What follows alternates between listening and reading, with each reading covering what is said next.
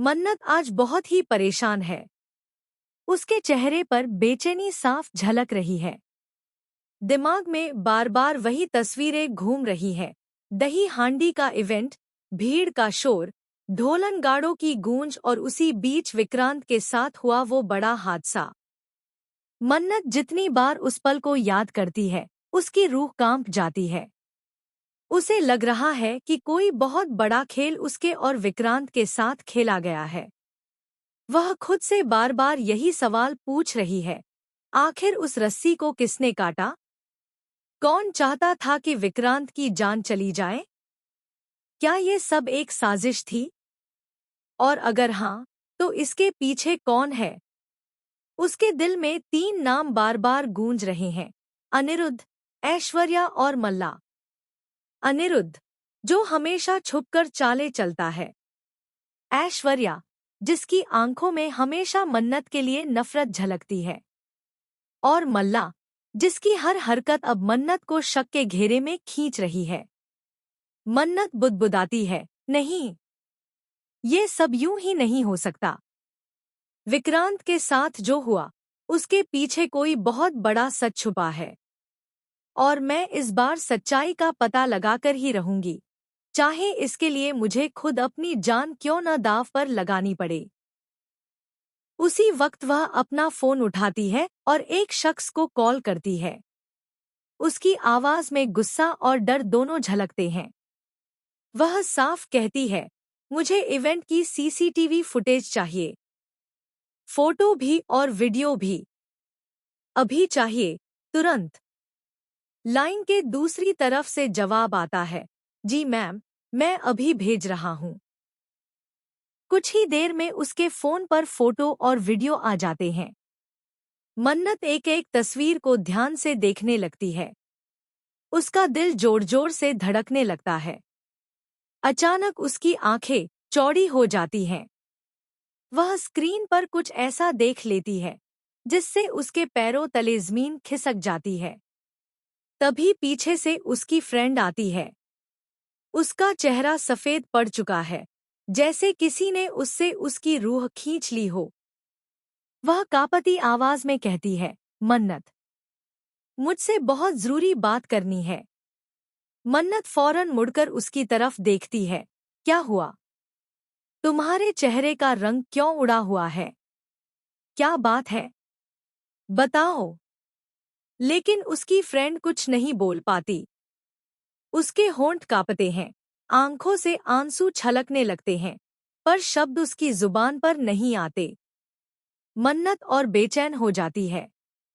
वह उसका हाथ पकड़कर हिलाती है, बोलो, आखिर हुआ क्या है? क्यों डरी हुई हो तुम? फ्रेंड बस यही कह पाती है, अगर मैंने सच बता दिया तो सब खत्म हो जाएगा। मन्नत हैरान रह जाती है। उसका दिल बैठने लगता है।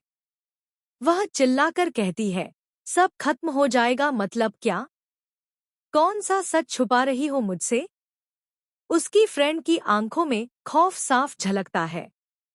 वह धीरे से कहती है, मन्नत, जिस हादसे में विक्रांत फंसा था, वो कोई हादसा नहीं था। वो एक प्लान था। और उसमें, इतना कहकर वह रुक जाती है।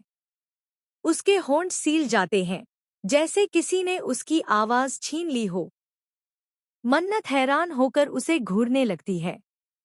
उसके अंदर बेचैनी और बढ़ जाती है। उसी वक्त उसके फोन पर एक और वीडियो आता है।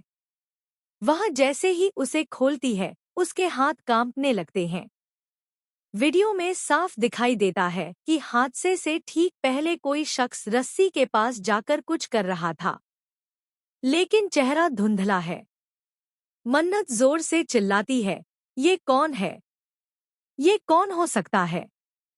आखिर मेरे विक्रांत के साथ इतनी नफरत कौन कर सकता है? तभी अचानक बिजली चली जाती है। पूरा घर अंधेरे में डूब जाता है। बाहर से हवा के तेज झोंके आने लगते हैं। दरवाजे अपने आप धड़ाम धड़ाम बजने लगते हैं। मन्नत का दिल बैठ जाता है। वह कांपते हुए कहती है, कोई तो है। जो नहीं चाहता कि मैं सच तक पहुंचूं। उसकी फ्रेंड चीख कर कहती है, मन्नत, भागो यहां से, वरना देर हो जाएगी। लेकिन मन्नत वहीं खड़ी रह जाती है। अंधेरे में अचानक किसी की परछाई उसके सामने से गुजरती है। वह चौंक कर मुड़ती है, लेकिन कोई नहीं होता। तभी उसके फोन की स्क्रीन अपने आप ऑन हो जाती है और उस पर एक मैसेज आता है, सच जानने की कोशिश मत करो, वरना अगला नंबर तुम्हारा होगा। मन्नत का दिल जोर जोर से धड़कने लगता है। उसके हाथ से फोन गिर जाता है। वह खुद से कहती है, नहीं, अब डरना नहीं है। चाहे मुझे कितनी भी धमकियां क्यों न मिले, मैं इस सच का पता लगाकर ही रहूंगी। विक्रांत के साथ जो हुआ, उसका असली गुनहगार बेनकाब होकर रहेगा। लेकिन कहानी यहीं खत्म नहीं होती, क्योंकि अगले ही पल मन्नत को एक और बड़ा झटका लगता है। सीसीटीवी की दूसरी फुटेज में एक ऐसा चेहरा साफ साफ दिखाई देता है, जिसे देखकर मन्नत की आंखें फटी की फटी रह जाती हैं। उसकी सांसें थम जाती हैं। वह कांपती आवाज में सिर्फ इतना कह पाती है, नहीं, ये तो बिल्कुल असंभव है। ये इंसान तो।